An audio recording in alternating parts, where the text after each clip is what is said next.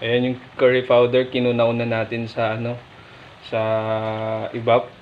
Ayan. Ayan mga kapak.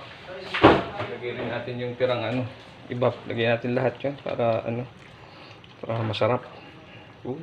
Ayan, lagyan natin. Ito mga kapak, isa sa mga secret ingredients natin, turmeric. Lagyan din natin siya ng konti.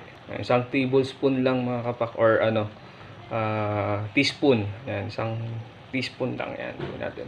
Ayan, tapos mix na natin mga kapak.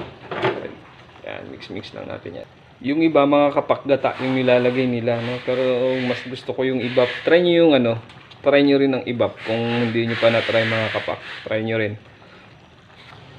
Ayan mga kapak, no? Ha? Ilagay ko na rin yung aking yung aking patatas tsaka carrots. Yan. So may kulang lang akong ingredients mga kapak, which is yung bell pepper. Hindi ko nalalagyan kasi